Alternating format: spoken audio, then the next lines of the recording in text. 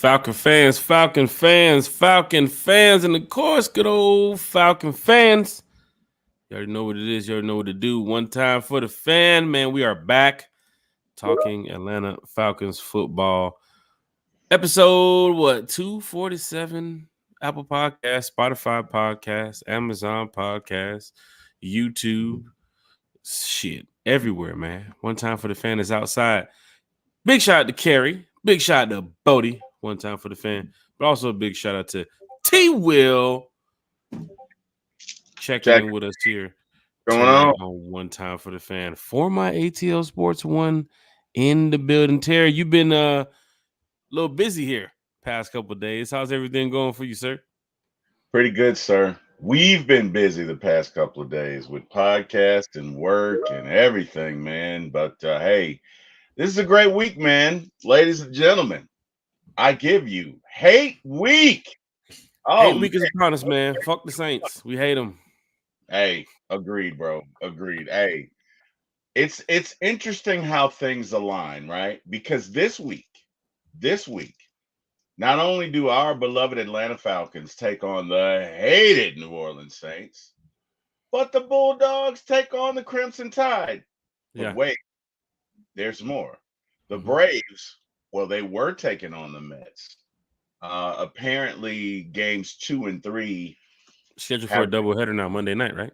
Yeah, Monday night. Yeah, but apparently this is rivalry week, man. So a lot going on. I'm excited about it. Can't wait to get into it, man. And hey, I'm excited to be here. But you know what? First, we have to talk about those Kansas City refs. I'm sorry, Kansas City Chiefs. They're on the roster too? I thought it was just only 53-man roster. No, they added the refs too. I think they did. I think it's more like 56 on the roster, dude. What the hell was that, man? I mean, my gosh, Falcon fans. There, Jack. You and I were there. I counted at least 5 missed calls. And when I say missed calls, Jack, I mean missed calls. All right. There's the pass interference. There's the face mask where dude almost takes off. Was it Ray's head? Or was Ray? It was Ray. It was bad. A couple pass interference call, a couple holding calls missed too as well. I mean, when it comes to the Chiefs, I mean, the pictures of, the Chiefs on the team playing with the refs, the memes, with the refs being there, the memes of Kansas City Chiefs fans ordering their jersey for Christmas, and it's a refs jersey with the Kansas City Chiefs logo on there. I mean, a lot of people know what happens when you play the Chiefs in recent games, recent years. Those refs definitely tend to favor the Kansas City Chiefs.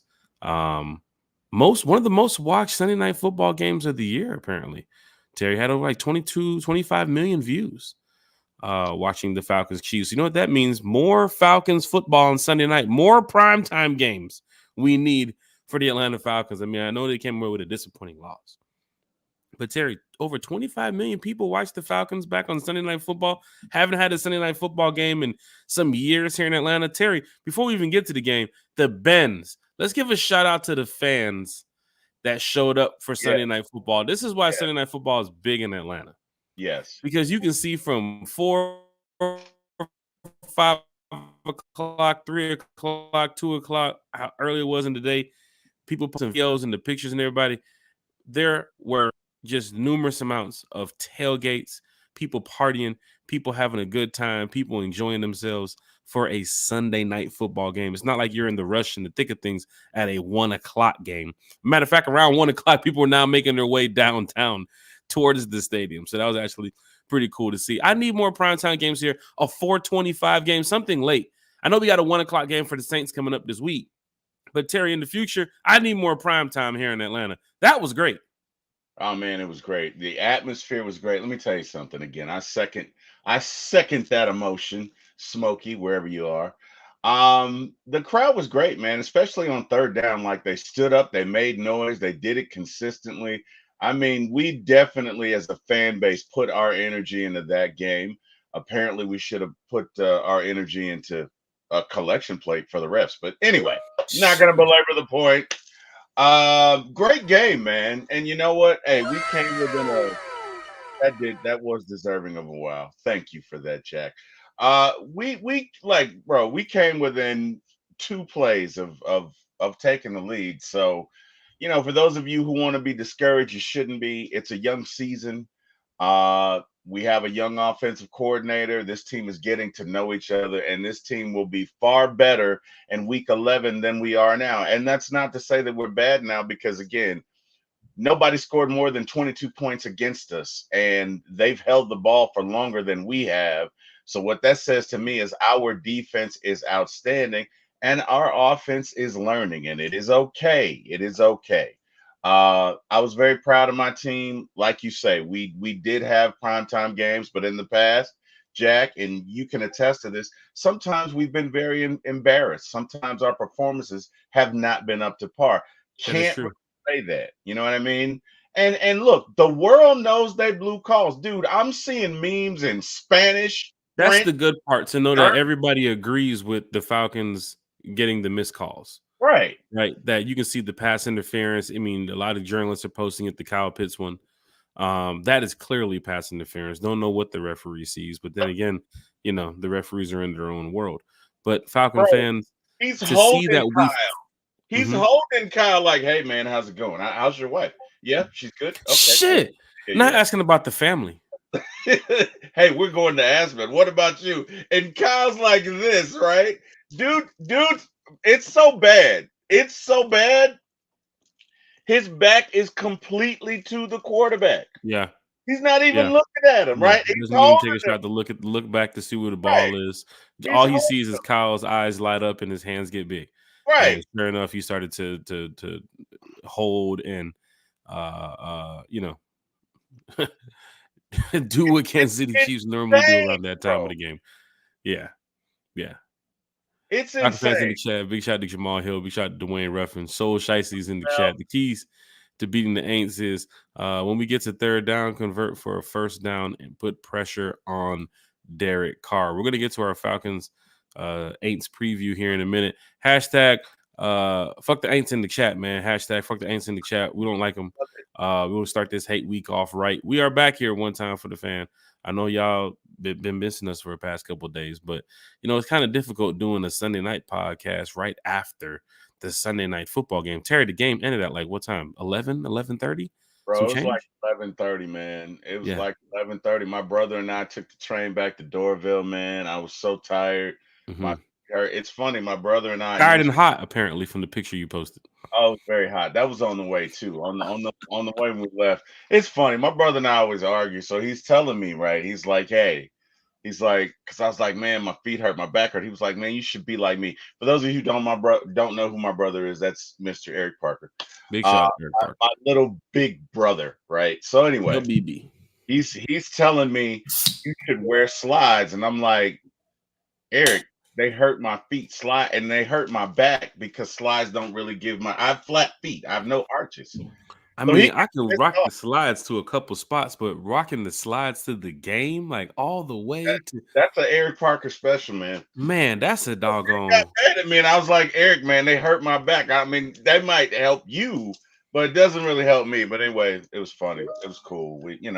He's my brother, man. I love him. We'll argue until day's end. But I did have a few big. shout outs if I could, man. One was for Mr. Greg Laney. I played football with this guy. And it's funny. I guess I did one of the podcasts on LinkedIn or whatever. And he saw it and he was like, tell me you are not doing podcasts. And I was like, yeah. He was like, oh man, I can't wait. I'm gonna talk trash to you and whatever. So Greg's a Pittsburgh fan, but Greg and I played football for years, man. Great defensive player, always blocked for me. And his wife also said that she could attest that I was fast back in the day because I don't know. I've been getting some hate from folks thinking that T Will couldn't run, but I could. And then lastly, Lamar, my best friend, he said that his dad watches. So I'm not gonna curse anymore. Mr. Johnson is a minister, and he's like a father to me. And of course, he used to get on me and Lamar when we were kids. So he was like, "Yeah, you curse in front of my dad, he'll probably hop in the chat and be like, Terry, I want to see your butt at church Sunday." So, hello, Mr. Johnson, how you doing? Hopefully, all is well. Anyway, man, let's get to it, brother. Let's get to Mr. it. Let's Johnson, I hope you got your Bible ready for me because I'm in the F the seats type of mood.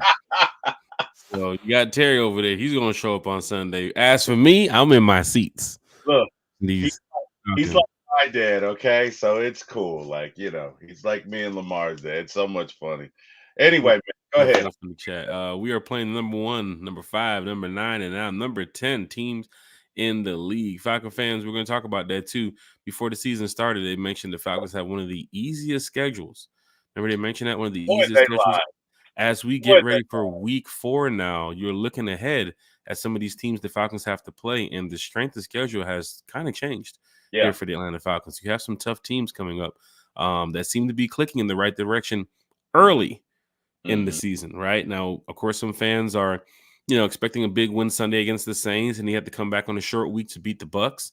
But you're also looking ahead to say, hey, if this offense and this defense and this team can get clicking in the right way, you're going into that October, November slate with games in Carolina on the road, Tampa on the road, Seattle at home, come back quickly. You got the Cowboys too as well around that time of the year. So Falcon fans, this could be, a big opportunity for us, right? To really turn the corner here. I think Mike Hughes was talking to the radio earlier when he mentioned, he doesn't want to just sit there and say that, hey, we could have been 2 plays away from being 3-0. Because it's possible that this team could have been 3-0. The game against the Steelers, you held them to a few field goals and didn't let them get a chance to put touchdowns up on you. But you had chances at the end of the game, Terry, to win that Steeler game. You just didn't take advantage of what the cards that was dealt to you. And then the Eagles game, you go ahead and get a big win there with 1:24 left on the clock.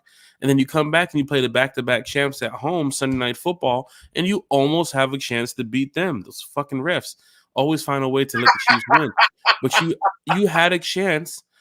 Terry, you could be looking at 3-0. Now, I don't want to go with this team You could be. and look at last year's team. Remember when I kept saying, "Oh, if we would have sat Josh Dobbs, we would have been in the playoffs. Oh, if we would have Desmond Ritter would have never threw that interception in Carolina, we would have been in the playoffs." I don't want to bring up these scenarios to this team so early this year, but you are a couple plays away from being 3-0, but you are 1-2 on the season right now. Yeah. So Falcon fans, I think you should feel a little bit good about this team. I think the fight in this team in the first 3 games is totally different. It is. The And Sunday night football feeling fight that I saw from this team against the back-to-back Super Bowl champs, who Wicks fans, some fans did say you would want to play these guys early in the season. You don't want to play them around week 12, week 13, week 14, when you know the chemistry has been set for these guys. Kansas City still has a bad defense. You can see it out there on Sunday. I mean, we had opportunities to pick them apart on a couple plays, and Kirk Cousins and the offense and the team did. Defensively, I think we played very well too as well, holding the Chiefs to less than 25 points, right? So, I mean, the defense, I think, is playing, I wouldn't say lights out. They're playing pretty good. I mean, I think the stat came up today that they're around second or third to last in the league in sacks. They only have 3 sacks on the year. So, a lot of fans have been tweeting out, I wish Ryan Nuzio was here. Ryan Nielsen, our defensive coordinator from last year. But he's with the Jags right now, and you see what's going on down there in Jacksonville. Matter of fact, where is our Jags friend? He hasn't been in the chat since preseason. I don't ladies, know. ladies and gentlemen, we have a no-show. Shit, not a no-show. Are you out there, Mr. Jag fan? Are you there? Okay. Hey, Janelle, are you here watching or listening? Because are you there? the Jags are ass. I hope Yeah. you know that. Yeah, they're garbage. Hey man, He's one been last posting a lot of Bama, Georgia stuff this week. He's all hyped up on the Bama, Georgia right now. and we're gonna sorry, Mr. Johnson, we're gonna kick there, you know what. Hey Ron. So Ron was on a show with me, Jack. Yesterday, I think, on the Beer Gang. So I gotta give Ron some love. Hey Ron, how you doing, man? Hope all is well. Uh Ron's funny. Ron is brutally honest. Brutally honest, Jack. Brutally. Hey, But that's what it's all about here, being a Falcon fan, man. What's up, Terry? to your point, I think we should be encouraged. Look, and I don't care what anybody says. Kansas City has a good defense. Number one. Number two, guys, it's not how many sacks you make. It's how many points you give up. At the end of the day, how many points have you get? We've given up 22 points total. Now, Hmm. you could argue Pittsburgh has half of an no offense, not a 18 points to Pittsburgh. What was it? 22 to the Chiefs and 21 to the Eagles, right? one to the Eagles. You know what I Hmm. mean? So look, this team is capable of winning 11 games. I still believe in them. They're capable of making a deep run to the playoffs. It's not how you start, it's how you finish. And guys, we're building, right? One of the questions that was posed on the show yesterday that I was telling you about was what is the Falcons' identity, right? Mm. What is the Falcons' identity?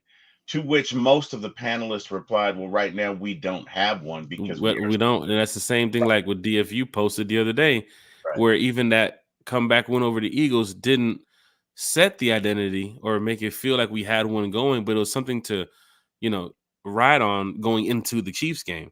But then we see now that there's still some troubles here and there, right. on both sides of the ball when it comes to adjustments and play reading and so forth. But that's every team in the first couple weeks of the season. I do expect this team in October and November to be totally different. You asked me this question in November when we're first in the division. I can tell you what the identity is. First 3 weeks right now, I still don't have it just yet. Right. Right. And we're like you say, we're evolving. We're growing. We Hmm. could be a run first team. Also, it has to do with energies, right? Injuries. We're down our center, which is a big deal, right? So for those of you who don't know, a lot of times the center will make the site adjustments. The center will readjust the offensive line according to what they're interpreting the defensive line is going to do. Well, you don't have that guy, and either the quarterback has to do it or it doesn't get done. And you could see when Dahlman went out, there were a couple of times where they rushed up the middle because the blocking schemes didn't really match what they were trying to do, or they weren't set where they needed to be when that blitz occurred. So when you lose your center, that's a big deal, right? Your center's your quarterback Hmm. of your offensive line. And I'm not saying that who was it that replaced him? Ryan Newsel or something? Newsel? Ryan Yeah, Newsflash, as Arthur Smith would say. yeah, something. Um, but it may take him a game or two to get used to it. I know that McGarry is day to day. He's got a strained meniscus, but losing a center is a big deal because With the strain meniscus too as well, and Drew Dalman, I expect, of course, Dalman hit the IR, and Caleb McGarry, I do expect probably Storm Norton to get the start on Sunday. Aints yeah, as well in their injury report is hurting at right tackle and center too as well. So yin yang flip flop. Here we go. Terry? their center's out for the year, is he not? I mean, Yeah, yeah. he's out for the year. So hey, he'll get no sympathy. They'll get no sympathy from us because we've certainly had our share of injuries. We lost again one of our safeties first preseason of the game. So yeah, and then again, people panic, but looking at who we had to take it, if I'd have told you at the beginning of the season, we got the Steelers, the Chiefs, the Eagles. A lot of people would have predicted 1 and 2. They just probably would have put the loss or the win against the Steelers, Hmm. right? So we're Hmm. 1 and 2. Like you say, we beat one team that no one thought we could, and we lost to one team that people didn't think we should. But look, I'm not afraid, especially of the Saints. A, it's a rivalry game. B, we hate them. C, it's always competitive. And D, it's at home. That crowd's going to be rocking. And I really think after the way that we played the Chiefs, after the way we were robbed from the refs, this team is going to be ready to get after it. They're going to be ready to get out there and take some names and kick some you know what. And I think we're going to come away with the victory. I don't even think it's going to be within 5 points. I think it'll be a double-digit victory, maybe 10. And I think we'll be okay. So, And my for thought. fans that are looking at the Saints right now saying, "Oh man, it's a team that put up 90 points in the first two games." Well, this is a team that also barely could beat the Eagles the other day, which Right. we had a back and forth with the Eagles on Monday night too as well. Eagles pretty much replaying the same thing that we did to them with the final drive going down there to New Orleans. And I was getting ready to leave the house, Terry, to head to the stadium, and I was watching the Eagles Saints game. And I'm sitting there thinking, this is no way possible that the Eagles are beating themselves this game. Of course, for most Falcon fans, you want to see every other team in your division lose when you're Right. playing that Sunday night game. Every week, you want to see every team in your division lose. Of course. So as you're sitting there looking at the Eagles game, you're thinking, how are they playing so bad? Why are they not going for the field goal? What type of plays? What is Sirianni doing over there? Calling Mhm. with Jalen Hurts and these guys. And then I'm heading to the stadium. I look at my phone and I see the Eagles are driving down the field with less than 30 seconds left to go, getting ready to score. And I'm like, no way. No Mm. way they're going to do this. And I look up at the other score on ESPN. I'm looking at the Broncos with Bo Nix Bo Nix. How beating about up on Baker Mayfield and the Tampa how Bay Buccaneers. about that? How about that? But then I look over, of course, after that game, the 425 games, I look over after the Eagles smashed the Saints. The Panthers beat the Raiders in Las Yes, Vegas. that was, you know what I mean? And I don't even know what to think And they about. beat them. Like they beat them. They did. They beat the bricks off of them. Which now that provides a new wrinkle as far as the NFC South is concerned. Like these teams are everybody has collectively improved, Any right? given Sunday, Terry. Yeah. I do have one thing for you though. Did you happen to see that cheap shot that what's the Eagles receiver? The second one to get hurt, Dante. Oh, Smith. Did you happen to see that cheap shot? Yeah, I saw that. Saints going back to those bounty hunter days again. Yeah, so here's the thing, right? He catches the ball, he's being pushed back. Mm-hmm. So at a certain point, you got to think, okay, forward progress has been stopped, Mm-hmm. clearly being pushed back, and all of a sudden you see this guy just. I mean, I'm surprised the guy wasn't ejected. Yeah. I'm like, wow, that again. So I wish nothing but bad times to whoever did, because that was. I think he did get a concussion. You know, Yeah. there's certain indicators that you can see, and I think we talked about this, but there's whenever somebody gets hit, the impulses to the brain when you talk about a concussion, everything freezes, right? Mm-hmm. If you ever see somebody get hit and their elbow locked Mm-hmm. and Or they're even on for the the way Tua down, situation when you saw how his hand and his arm did. Mm-hmm. correct. If you see their elbow locked, what that means is they right now their brain is not sending the impulse to drop the arm, which Mm-hmm. is why when you see him fall, wherever it is, it just locks. And you saw that, but that was a violent hit, and I'm surprised. I'm surprised. Like I don't know, man. That was just weird. And again, not that I'm rooting for the Eagles, but that was just now they're down two receivers. So, Mm-hmm. you know, I think them beating the Saints going in there without AJ and ended up without Dante, that's quite a feat, man. So kudos to them, and they did us a solid. You know what I Yeah, mean? they did do us a solid after we went in there and beat them on Monday night. Now they do have the Bucks and the Panthers still on their schedule coming up too as well. So maybe they can find a way, even being down a couple of receivers, to go and get two more solids for us by beating the Bucks and the Panthers. I'm a fan where anybody that's playing any other team than the Falcons that Sunday, you better lose. I don't. Sunday I saw the Dolphins Seahawks. I said, okay, Dolphins need to go ahead and win this game because the way the Seahawks have been playing, they've been playing pretty well. Yeah, Right? You want these teams that's ahead of you to lose some of these games, to lose that momentum. It's kind of like the Saints. If the Saints would have beat up on the Eagles the other day, they're coming to the Benz 3-0. right. Right? They're bringing And we're one. buses and droves of fans coming from New Orleans to come down here and talk hella shit at 3-0. But then Right. you saw the Eagles the other night, the other Sunday. They said, nah, y'all ain't finna put up no 90 points on us. I don't give a damn. We in y'all house. That's right. Y'all ain't finna put up no Right. 60, 70 points on us. Y'all used the punter one time in 2 games. Y'all used the punter 5 times before the half today. That's right, Poodats. So that That's was good right. to see another team give us a solid, but the Falcons did not go in there and handle business against the Chiefs. Now we are back at a point in the division where you have the Bucks sitting at 2-1, you have the Saints sitting at 2-1, you had the Falcons sitting at 1-2, and you have those nasty Panthers sitting at 1-2. Just want to go over quickly the recap from the game here. Kirk Cousins still 20 for 29, same like how he did in Philadelphia, 230 yards, 1 touchdown, 1 interception. The interception, Terry. Kurt, man. Like you just sometimes you just can't throw that ball, man. Sometimes you just can't throw that ball, I man. But I'm not one of those fans that's like, okay, put Penix in. I'm done with him. No. Kurt is a leader. Got back to the huddle, did the best he can to help put this team in a position to win. And let me tell you something, Terry. I want to give a big shout out to Kirk Cousins, man. Just the hits that he was taking Sunday night for some of Right. the Chiefs defenders, man. He was taking some licks.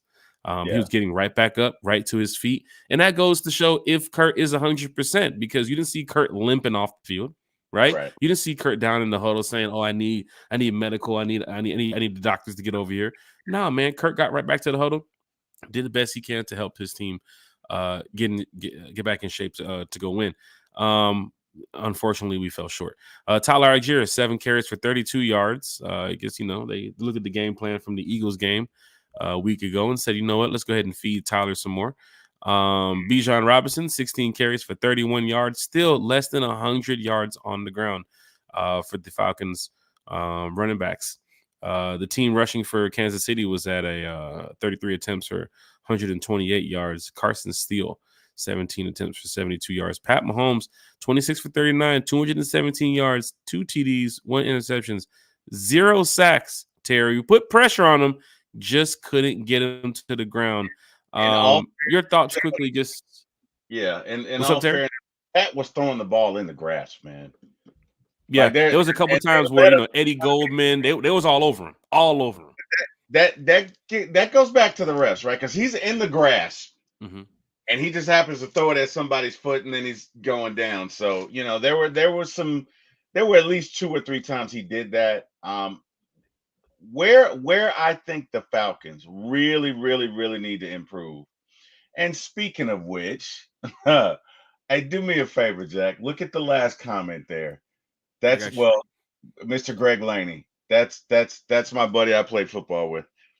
That's him. Hey, Greg, how you doing, man? Hopefully all is well. That's right. Tell him about that T-Will speed.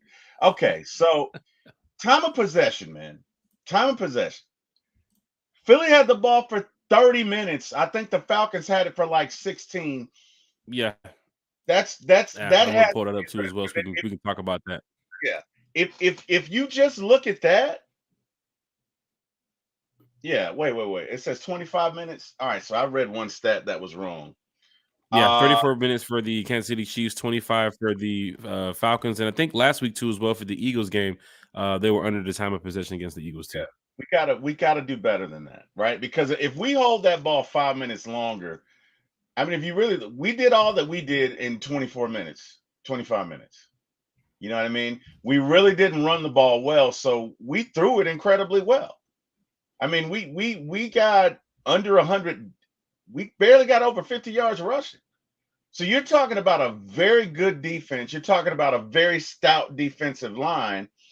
It looked like, again, a very fast defense. So that outside sweep, outside zone wasn't working. But we have to come up with ways to keep the ball, right? You can't have your defense out there for 34 and 40 minutes every game. You just can't. Guys are going to get tired.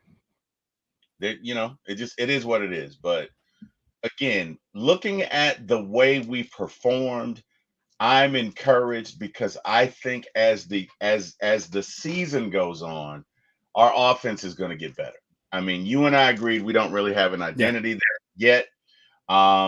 We agree that Kirk is a play action guy, and in order to get play action going, you got to get the running game going. So I think I don't know if get that run game going. You still haven't had a 100-yard gain on the ground yet.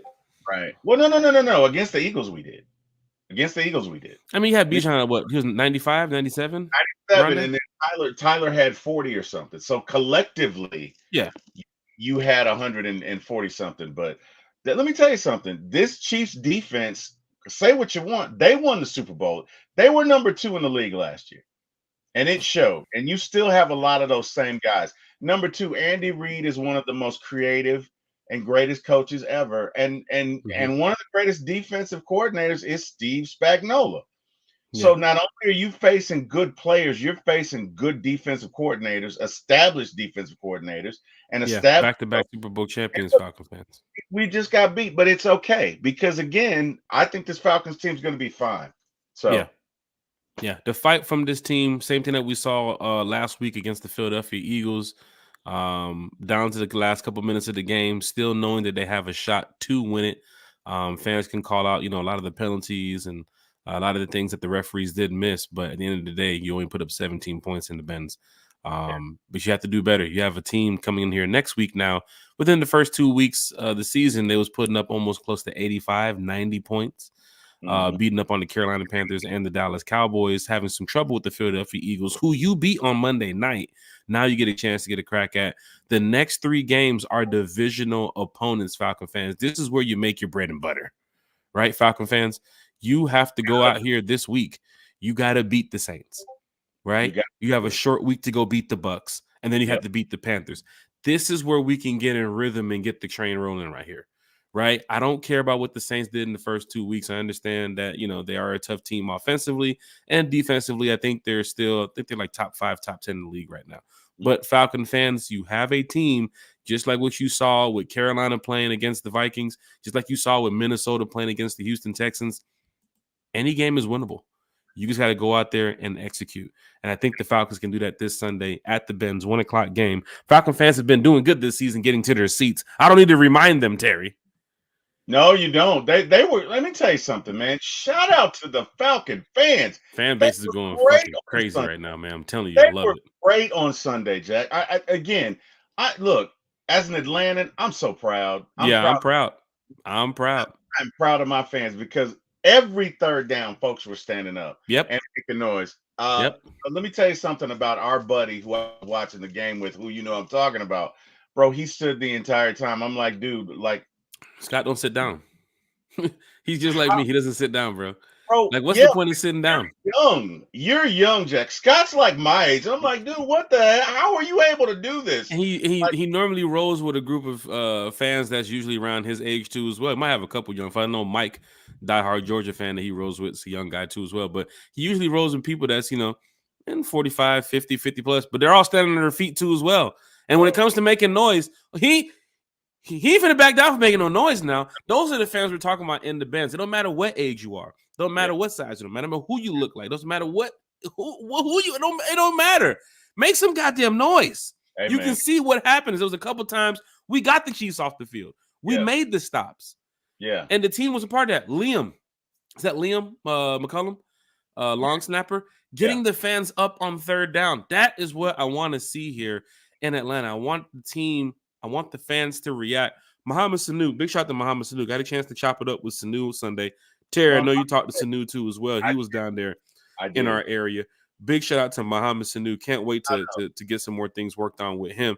Don't forget about the Legacy Sports Complex that Muhammad Sanu has right now. So if your child wants to get into some after-school activities that can help them do some training to prepare for an upcoming sport, Legacy Sports Complex, Muhammad Sanu, you definitely want to go check that out. I might even try to get my kids in there too as well around the spring, summer, because he's doing great things on and off the field. But Muhammad Sanu said it back at the pep rally before the season started. There were times where the team would feel down because of an interception, because of a fumble, because of a turnover on down. And then the fan base starts to erupt and they get loud and they start getting back into it. And then they feed off of the fans. Yeah. You hear this countless amount of times from players. The fans really do help make the game. Terry Fontenot, not you, Terry, T-Will, big shot, T-Will. Terry Fontenot, your third cousin's neighbor's. My third cousin removed. Your third cousin's neighbor's little brother's nephew, Terry F. Baby. He said it when he first got here about hostile environment. He came from New Orleans. Yeah. That's a hostile environment. And I want to do, let me tell you something. We talked about these away games. We talked about going to Philly a couple weeks ago. Mm-hmm. And how I walked in and walked out of Philly, no problems. Gave a shout out to that fan base too as well. But if you saw some of the, I guess, in the stands altercations from some of the other games this week, you can see what I tell y'all about going to these stadiums. You can see a hostile environment in some of these places. That 49ers, I think it was the Raiders and somebody got to a big fight. I thought it was the Raiders and 49ers. It was preseason game, right? It happened. No, this one happened this past week. I think it was the Chargers. Somebody, I forget who it was, but it was a big fight where a young lady got involved and a guy got involved. He told the guy to hit me, and the guy Like you'll see that at some of these games. So we have some upcoming games coming up here, Falcon fans, where it could get a little hostile, y'all. Like not saying like fisticuffs, but that Saints game in New Orleans in less than 2 months, oh, they finna pack it out. Because of the first half of the season is showing Saints, who is hosting the Super Bowl. Hey, you know what? If our team randomly keeps playing like this, we might have a shot at playing in our own stadium. Knowing that shit's not going to happen. It's not going to happen. Not going to happen, Saints fans. Get over on the king cake. I put that on the king cake. Get over on the king cake. Yeah. It's a New Orleans reference. Probably some swamp rats in the chat. Oh, the king For cake. Falcon fans, we have. What's the king cake? That's this cake that they make in New Orleans. Is like this one of their taste of New Orleans, like their culture, like their culture cake. Might we discuss this with Chef Matt one Friday? You think we should bring it up? Yeah, we can. More so about Falcons food and beverages, not like New Orleans. But no, we can ask Chef Matt. Chef Matt is great too, by the way. 100,000 hot dogs. 100,000 free hot dog. The Ring of Honor, the ceremony, everything was great. Wait, we're wrong. You know what, Jack? We should call a penalty on ourselves. What happened? That's not what the kids say nowadays. They don't call them hot dogs. Oh shit, you're right. They call them 100,000 glizzies, Jack. 100,000 glizzies distributed. I ain't gonna lie. I saw some of y'all Chiefs fans eating the glizzy with no bun. I saw y'all. Weirdos. I saw y'all. You lucky you wasn't sitting next to me. I had slapped that glizzy. Wow, you slapped that glizzy. I said, "Yo."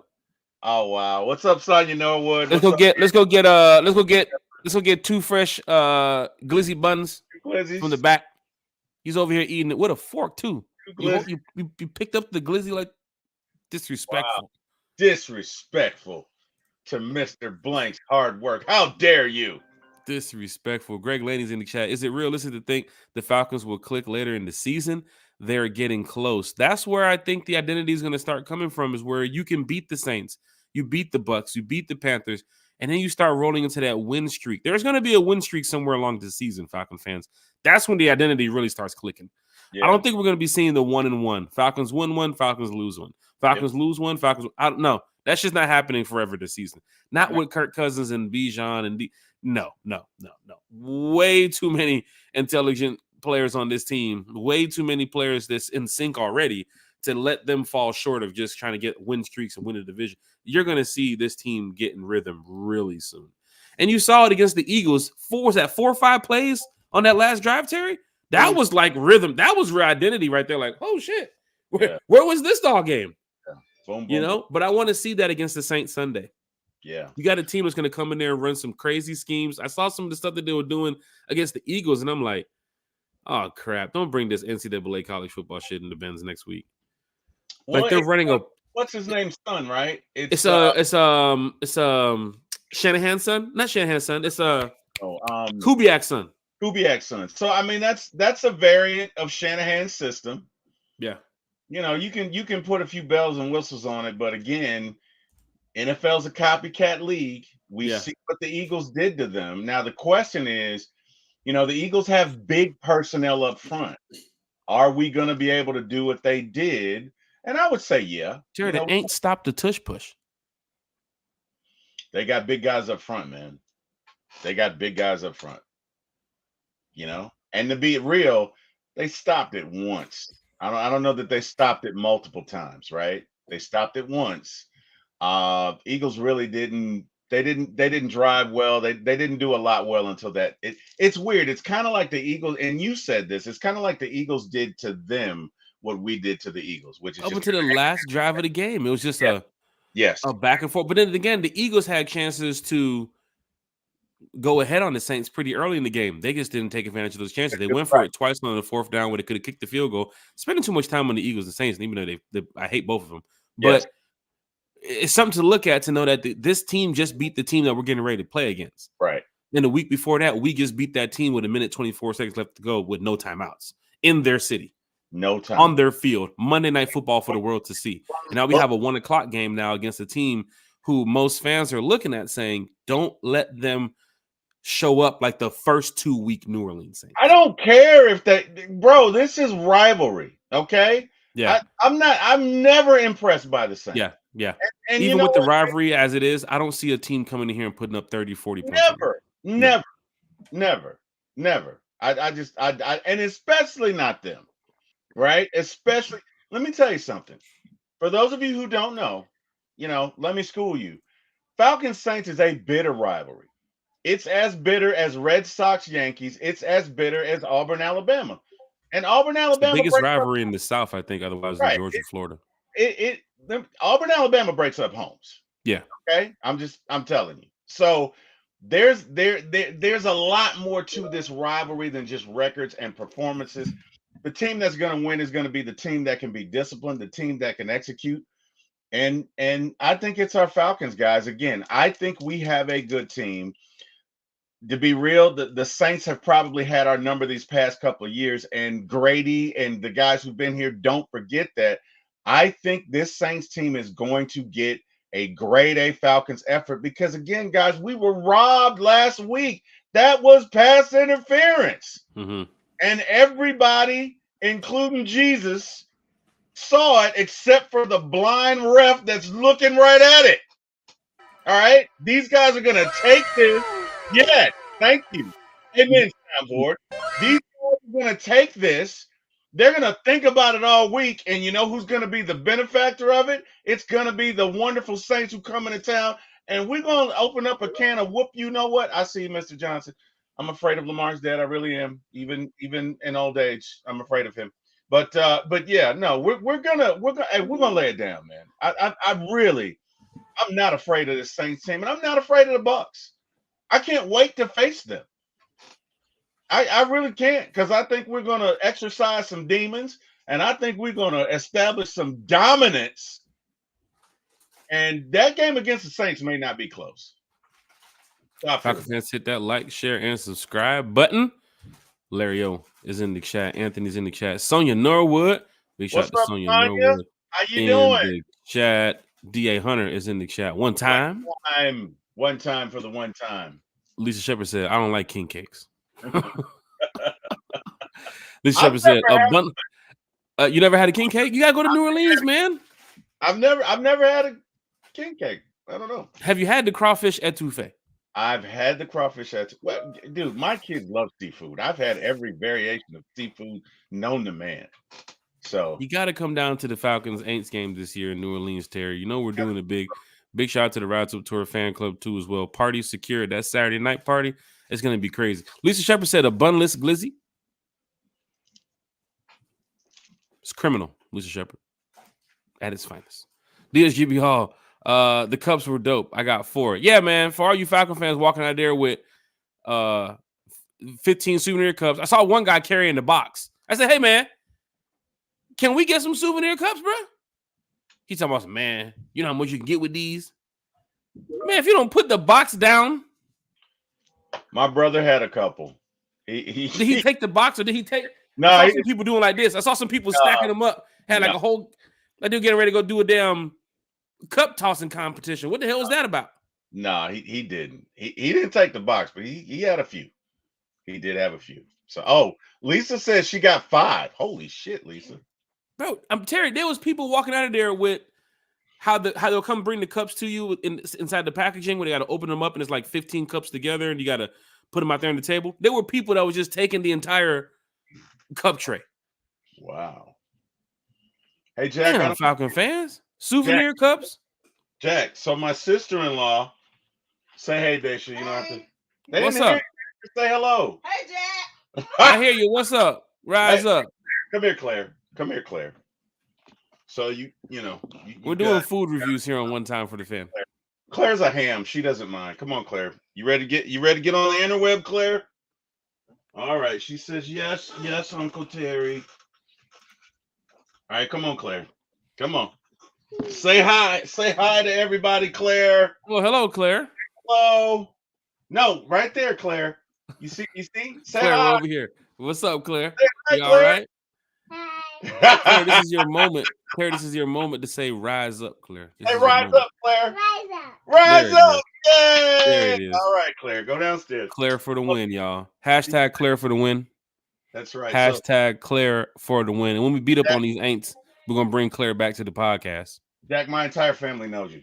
So that's why Daisha was like, "Hi, Jack." Our my entire family lived. I think I got fifth cousin removed who's like, "Oh, that's Jack. He's on the thing with Terry." So So you got enough souvenir cups for everybody, right? You hold on. Do you need a couple? I got a couple I right here. I do need a couple. I mean, because I only grabbed one, right? Like I don't I know mean, if I I ain't gonna lie. You know what I'm saying? don't know Shit. if you call it When I saw them 10 cups in there too, I mean, shit, ain't nobody gonna grab them. Shit. I don't know if you call it Got me protocol, a but couple too. I only got one. But wow, man, this is gonna be so good. Taco Oh salad. yeah, man. All Yeah. right. So remember that now. We're gonna ask Chef Matt about that. We're gonna ask Chef Matt what was, how would he cook his taco salad? Ooh, so What would Chef Matt make on it? What was that? You using Doritos? It better be Doritos. it's the man, The it's so taco scoops, the scoops. I can't even talk, man. You're getting like Bodie, man. Jesus Christ. Let me LaMarcus tell you Boyd is in the chat. Me either. Never impressed with the Aints. hey, Uh, April Thomas in the chat. Ray Charles seen that coming. Big shout to Sonya Norwood in the chat. I'm good, Terry. You got to try the king cake. Terry need to get his ass on a plane first to get down to New Orleans. no, I'm sorry. Terry, you can make the drive, bro. It's 6 hours, bro. You can make the drive. I think I might. I'm trying to get my wife to come with me. It's You know not hard to say New Orleans. Like, you want to go to New Orleans? I don't know. What's there to do out there? Casino? Count me in. trying to get her to come with me, but we'll see. But let's talk about these. Let's talk about the. I can't Let's tell. go ahead. Look, let's go ahead and get some more Falcons football in here. Falcon fans, now looking at the upcoming schedule here. Because when the season first started, they said, oh, on paper, the Falcons have the easiest schedule. But of course, the season is now underway. And we get to see that there is a lot of NFL teams that are clicking early in the season. Yeah. You have the Tampa Bay Buccaneers, who did suffer a disappointing loss against the Broncos the other night, but they're also sitting 2-1 in the division. Early wins this season. I think they beat the Detroit Lions too as well. Very tough team in the NFC North. Panthers coming away with a big win on the road recently. The Seattle Seahawks have been playing pretty decent too as well, Terry. What the hell is going on up there in Seattle? Geno Smith has this team clicking in the right direction. Within a month, you do have to play the Buccaneers twice, and you also have to play the Panthers as well in that game. Those slate of games. Cowboys, Panthers. Cowboys haven't been looking so good. Jerry Jones getting ready to sell the team, hopefully. Oh wow! Every time they show Jerry Jones in that booth when they're losing, it's like he's getting ready to go in there and just beat the players. Like, what is going on there? Like, you know what I'm saying? He just has that look on his face. He's like, I can't wait to get to that locker room and tell them how I feel. Like, what are you gonna do? Like, he just walks in the locker room and he's tossing Gary Boswell. Get over there, Parsons. And I'm getting ready to talk. Jerry Jones is a weirdo, man. You know what'd be funny? If Bill Parcells took over the Cowboys, boy, you talk about a power struggle. Oh my gosh. Holy cheese balls. I don't think Jerry Jones would even allow that. As long as he's walking on this earth and still owning the Dallas Cowboys, you're talking about a guy who can go back and forth with Jerry Jones. He ain't having that. He's going to hire a coach that he can easily get over, right? Tell him what to do. This is what we're going to do. This is how we're going to run it. I don't know. Whatever, man. I don't care. It's the Cowboys.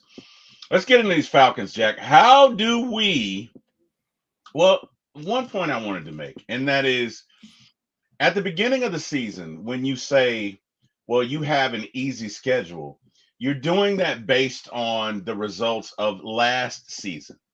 Yep. But as we know, each season is its own universe. Yep. So this iteration of a 2024 Falcons team is leaps and bounds better than 2023. And you could make the case for some other teams. You know, just because some team was garbage last year, that doesn't mean that they're going to be garbage this year, because guess what? Some of those rookies that were on that team, and you can pick any team that were on that team last year, maybe they take a step forward. Maybe those second-year players take a step forward. Maybe you put in a quarterback that's not a game changer, but he doesn't make the mistakes that the rookie did. So there are variables. There's no way to predict. You're correct. You know what I mean? You're correct about that, Terry, because you look at the Minnesota Vikings, which Viking fans thought once Kirk Cousins left, How are they ever going to be able to compete in the NFL? Sam Darnold has completely turned this offense around in Minnesota. And don't forget, Falcon fans, we go play the Vikings in Minnesota later on this year. But to go over this division too as well, I mean, the Falcons need a big win Sunday over the Saints. But look at the Saints' upcoming games. They have the Chiefs on Yep. Monday night. Then they Mm-hmm. have the Buccaneers. Then they Mm-hmm. have the Broncos, who just beat the Bucks, Yep. hoping the Broncos can come away and steal a win there. Then the Chargers, who they going through some troubles here at the quarterback position. I know Taylor Heineke strapped up the other day, but is it possible that the Chargers defensively can come away with a big win What? against the New Orleans Saints? The Panthers, they're ass. Uh, And then, of course, you they play us said again. The Browns have been falling short. So there's a couple games coming up here. I think the Saints do start to go down the, you said Taylor Heineke strapped up. Taylor Taylor Heineke. Heineke got in the game the other day for the Chargers. So I guess the trade worked for the Falcons. But Taylor Heineke got into the game for the Chargers. Justin Herbert re-injured his ankle. And that's something to look at, Falcon fans, because it's possible that if the Chargers end up, putting Justin Herbert on IR or making him go to surgery soon, that game coming up around November, December when we play the Chargers, it's going to be Taylor Heineke versus Kirk Cousins, Dude, Justin right? Simmons and Because of the Jesse. fact that Justin Herbert might not be able to play. Oh my God, Justin Simmons and That's a Jesse 10 Bates. pick, that's a 10 pick game for Richie Grant. Start Oh Richie Grant that game. my God. Oh my God, man. That's a Yo, 10 pick game. Dre the Boxers in the chat. that interception by like he tricked the hell. I mean, he gamed Mahomes, man. He just sat back and waited. Mahomes, I don't know what the hell Mahomes was looking at. I don't think he saw him. But Justin and Jesse Bates, they gotta be licking stops. You're talking about I can't hit the broadside of a barn, Taylor Heineke? Wow. That's gonna be interesting. Dre the Boxer said, "Don't trust a dude named Jerry Jones. Helper Seinfeld." Shit. That's tough. DA Hunter's in the chat. I thought Minnesota was going to be a walk in the park for us. We'll see. Justin Jefferson, what he had, like a 90-something yard touchdown last week. Yeah. Up again against the Texans. I was sitting there watching the game thinking, oh, the Texans got this. But Terry, remember what you said? The variables last year is just totally different this year. That's not the Houston Texans team that we saw late in the season last year, because that's not the Minnesota Vikings team we saw after Kirk Cousins went down. To just see that some of these teams are clicking. The 49ers are having their troubles too as well, with a lot of their players missing. Look at the New York Jets. I believe they're 2-1 right now in their division. The Patriots, oh my gosh, they're probably going to – I don't even know if they're going to win another game for the rest of the season. So there's some teams out here that is really fighting hard to get the fan base on board and to get the organization on board. Because look at the Jags. Remember our Jaguars friend? They are trash. I told him that, but apparently he didn't understand. Now he can see why they're trash. But the Jaguars are having a tough first couple weeks into the season. Every team has to go back to the drawing board. Every team has to find ways to get better.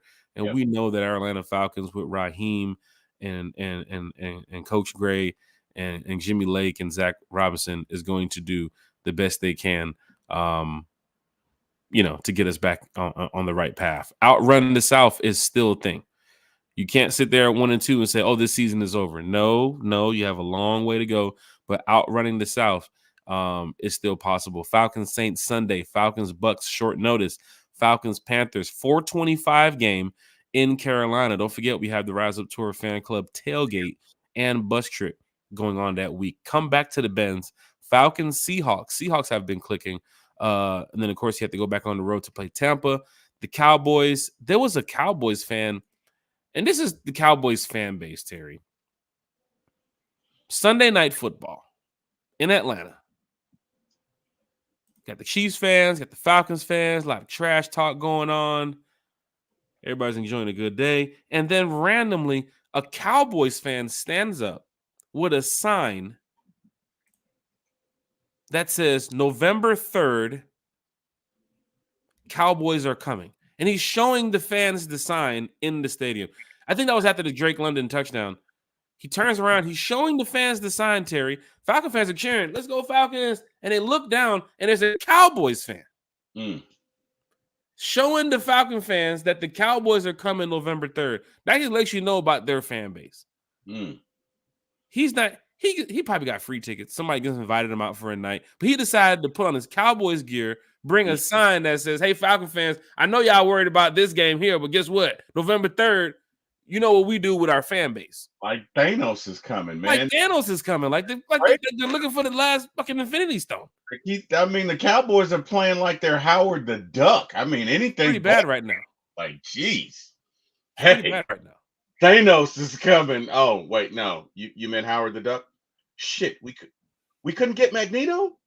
Shit. Dr. Doom? Howard the Duck? Who the hell's gonna be afraid of Howard the Duck? You know what? I'm just gonna lie. Tough. Thanos is coming. Thanos. That's whatever, man.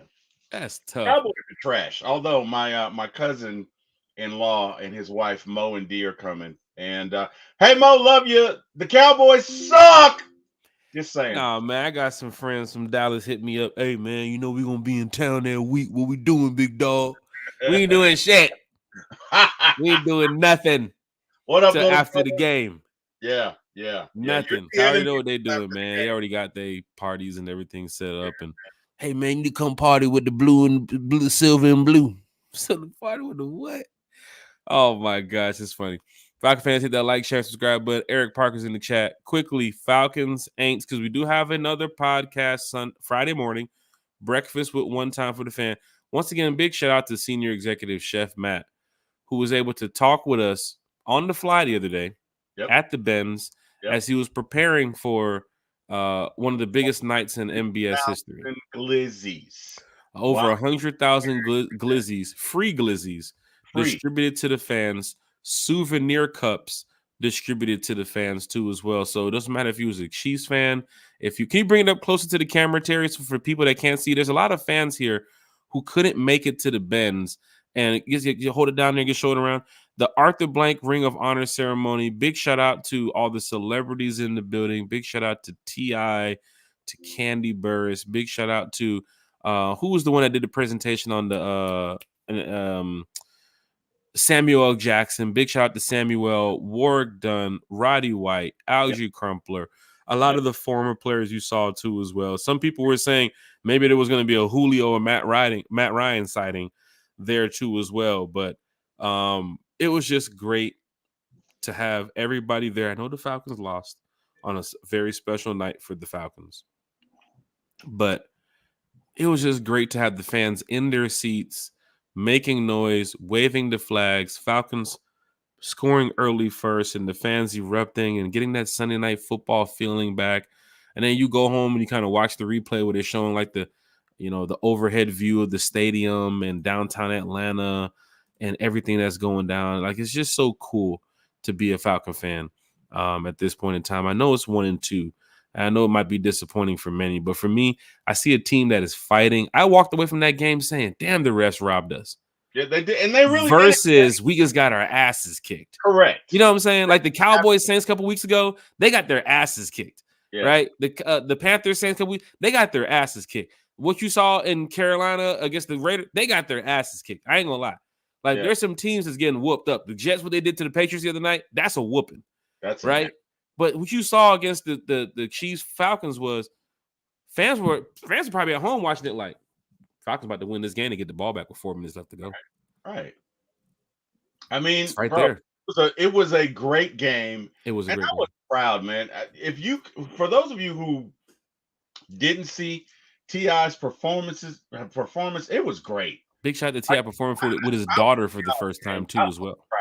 I was proud. I was caught up in that performance, man. And it's great because I'm sitting down in the club watching the performance and T.I. is going at it. And as he's coming off in the decrescendo of the performance, you see the Falcons players start to walk out, right?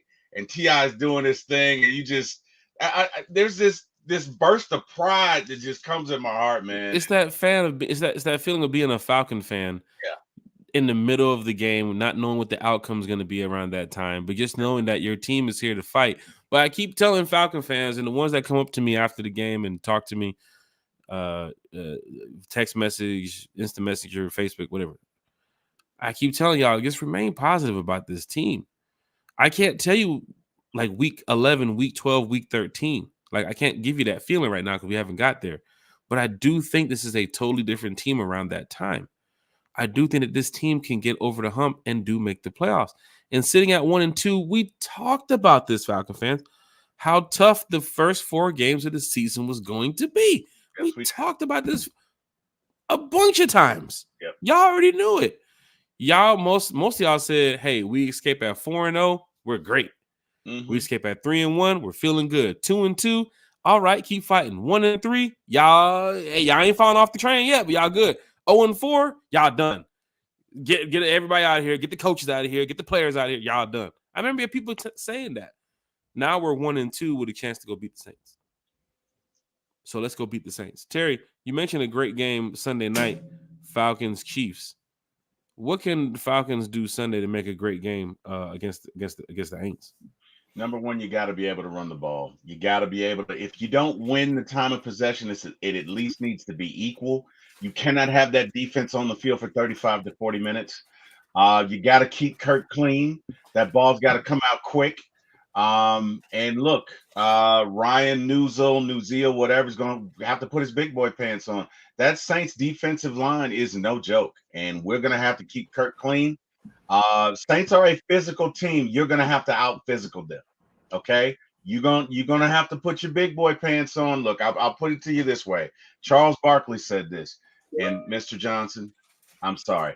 Oh wait, there's no curse word in this one. He said, look, you got 3 skill positions. You got quarterback, running back, receiver. The rest of those guys are just real men. And you're going to have to kick the guy's ass in front of you. That's just football. That's just bottom line. In order to do this, let's go back to basics, man. You got to dominate the offense and defensive line. You got to make third downs. You got to get them off the field. And this is something that we can do. This is something that we've done as a defense. All right. You may have to adjust at the second half. You're probably going to need to score about 24, maybe 20, 27 points. But I think we can do it. I'm totally confident in the team. But yeah, again, no turnovers. No turnovers. We've done a pretty good job of that. And we probably need to get 2 turnovers back the other way. And I think we're okay. Jack, what are your thoughts on some things that in regards to outside of what I said? What are some things that you see that we need to do? The Falcons need to do to win the game against the Saints. You gotta get that run game going. They're gonna get Kamara going pretty early if he is playing. I think he sat out of practice today too as well. So we gotta wait for the full injury report coming from them. But then again, they have some players missing out on that offensive line, just like us. So, Jimmy Lake and this defense, I'm expecting you guys to get a couple sacks on Derek Carr. He's the guy that wants to sit in the pocket and throw the ball, right? Even up to the last second. So Derek Carr, you can get a couple sacks on him. Let's make sure we get it clean these tackles and these sacks up too as well. That one hand stuff and he's getting out the pocket. Nah, clean that shit up. We need to make sure these guys get on the ground this week too as well. Alvin Kamara, you have to contain him. You saw what he did a couple weeks ago, having 4 or 5 touchdowns, couple on the ground, couple in the air. So they're going to do the best they can to scheme up some things for Alvin Kamara, whether it's in the backfield, whether it's down the field. So make sure, defensively we play sound across the board. I do think if the Eagles can go in there and do what they did against the Saints in New Orleans, and our defense, the way they've been playing, I think we should be good against the New Orleans Saints. Though it's going to be a tough match. I did see some plays that the Saints run that does have me a little bit worried about, where our safeties and some of the, that deep zone coverage is going to be, because I've been looking at a couple of their offense plays that they ran against the Panthers and ran against the Cowboys, and they were clicking on those 2 weeks. Every time Carr damn near dropped back, somebody was open. Mm-hmm. So I'm just going to keep it real. Somebody was open. Mm-hmm. You can even see it a couple plays against the Eagles where they were trying to get the ball to Chris Olave. They get the ball to their tight ends. And of course, whoever that other wide receiver they have over there too as well. Mm-hmm. They try to feed him pretty early. But Falcon fans, that doesn't stop, this team from being great. Do not think about the New Orleans Saints saying, oh, this team's going to come in here and rack up 30. Look what they did. Not against this defense. So I want to see this defense win the game. You got to keep Kurt clean. The same thing you did against Philadelphia a couple weeks ago. Let's do that same thing against the Saints this week. They're a nasty defense. So let's keep Kurt clean. in the pocket. Let's make sure Kurt can execute. Bijan, Tyler, let's get them active early. Would love to see Bijan eat up over 100 on the ground. Kyle Pitts, let's get those targets, man. I think he was targeted 6 times, only had 2 catches on Sunday. Targets. I'm not talking about it because I'm like a fantasy guy when it comes to like, fantasy football. No, I just want to see everybody eat, right? I haven't seen a 300-yard game from Kurt. Then again, a lot of these NFL quarterbacks are not throwing up for 300 and 400 yards no more. Safeties. I mean, look at the Ravens. I think they won their game the other night, and Lamar had like 162 yards or some shit. Like, what the hell's going on here? Everybody's too deep safety. Yeah. And what that does is it you can't really go over the top. Yeah. So, you get a lot of that. I saw, and I can't believe we didn't bring this up earlier. Did I see that Kelsey got benched? In the game? No, I saw a report that says he's benched for this upcoming game. Oh, well, we're gonna look into it. I mean, was he crying over Taylor not being there? I mean, they won the game. Or look, maybe Taylor's a bit of a distraction. I mean, I don't know. I'm just looking at the fact of the Falcons beat the Saints Sunday. Short week, go play the Bucks Thursday night. Yeah, once again, so the world can see. You're at home. At home again. At home, right? But then the Saints got to turn around and go play the Chiefs. Yeah. On Monday night. Then after that, they have to go turn around and go play the Bucks. So, Falcon fans, let's hope that within 2 weeks, you're leading the division. Yeah. Within 2 weeks. Yeah. Within 2 more games, you could be leading the division. Yeah. All it takes is just not saying that like Fitz magic. No, you just got to know that this team is going to fight, Terry. You got to go earn it. You got to go earn it. Everything is earned in the NFL. You saw it Sunday night, even with the pass interference and the face masking call that wasn't called, 3-4 more calls that wasn't called. You still were down by a touchdown to go win it. Yeah. You can do this Sunday, Falcon fans. Don't believe that this team's going to come in here with their shitty fan base. Oh, damn. I said that. And they're going to come in here and just start, dropping crab legs and crawfish crumbs all over the ground. It's not happening. What we have here in Atlanta, and big shout to Chef Matt too as well. Chef Matt, what's who up? was able to tell us, senior executive Chef Matt. You guys saw the video he was working on with Bijan Robinson with the pretzel. Yeah, and the Bijan sauce, right? The Bijan sauce, the mustard, the what's it? Bijan Robin mustard sauce. I can't remember what they call it. Bijan something, I don't know. It's great though. I heard a lot of people like it, but to see that the Falcons, to see that Mercedes-Benz is making that a part of their food and beverage menu so fans can enjoy it. A lot of fans heard about the mustard, but they never got a chance to try it. So now that Mercedes-Benz has it in their stadium coming up here shortly, I believe the pretzel is in the stadium now. I think it is. Yeah. I think it is. But he also explained to us Bijan Mustardson. Thank you, Lisa Shepard. Thank you, Lisa. But one thing, Terry, that Chef Matt was able to tell us, he's working on something with Work Done. Yep. Which will be out soon too as well. Yep. I believe it's for the Falcons Aints game this Sunday. There's going to be a special gumbo that is going to be served at the stadium. I don't know what section it's going to be, but it's going to be inspired by Work Done and Chef Matt. So big shout out to senior executive Chef Matt. I remember the other day he was getting ready to tell us about some more stuff that's happening at the stadium. And I was like, come on, Chef, just tell us one more thing. He was like, I'm looking at something right now. I can't explain it to you, but I'm looking at something right now. Yeah. Did he say it was on the 3rd level? So he didn't say what level it was on, but he said he's looking at something. I'm guessing the way he was positioning the eyes, he was looking up somewhere near that high 100, 200 area, somewhere around there. Okay. But when I tell you what they've done at the stadium, remarkable. Yeah. I'm grateful to be a Falcon fan, to walk into that stadium knowing that they're doing things to, have fans walk away with a smile, feeling good about walking in that stadium. Fans are getting to their seats. That picture that they showed the other day of the fans in their seats for Sunday Night Football, it's like gives you goosebumps, man. But now you got Falcons Saints Sunday. Go do the same thing, Falcon fans. Get in that Benz. Make some noise. Get loud. Now, I will say it's going to be real hostile on there on Sunday. Totally different than having Steeler fans and Chiefs fans. You got like your little brothers in there now. Your little annoying ass brother. Right? The one that walks in your room, you're like, get out. Close the door and get out. Oh wow. You got like 30,000 of them coming on Sunday. Yeah. Apparently they got the buses ready and they're looking for places to tailgate. Seen some of the posts that they've made already. Of course, you guys saw in the past, they went to the Walmart with the band and started doing the second line in the Walmart in our city. Just disrespectful. Falcon fans, they can do all that shit they want off the field. On the field is where we handle business. Terry, we're going to be back Friday morning for breakfast at one time for the fans, so no score prediction right now. How are you feeling so far about this week, man? I know the Falcons lost, but I know you've been doing a lot with For My ATL Sports.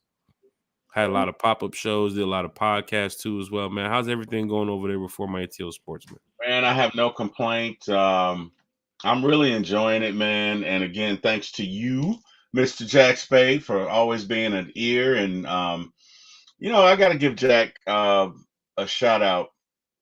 Jack is never going to come out and say you need to do this. Jack is just going to come out and say, hey, if you do this, this could happen. You know what I mean? And Jack has really been a great mentor. So I got to give you your props.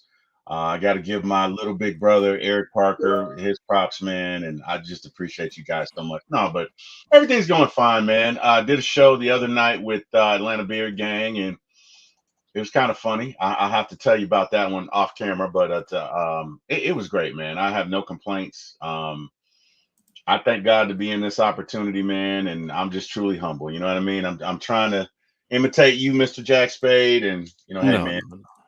One step at a time, Hey, but, Terry, you're doing great things over there, man. Just know that.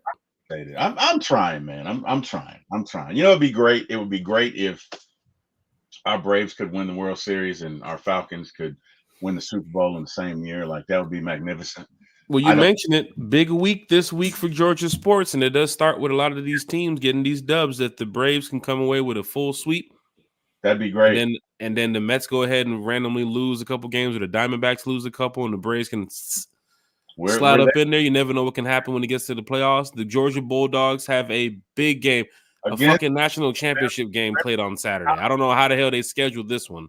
Yeah, I don't know either. But wow, what a game, man! It's going to be a crazy game Saturday night. If the Dogs can win this one, just like Kirby Smart said, just like me as a fan, you go beat the Saints Sunday. You know what it is? Hey, man, F the Saints. On to the Bucks. Hey. Who's next? Same for Kirby. You go beat Bama. On to Auburn. Oh, man. Hey, little big brother.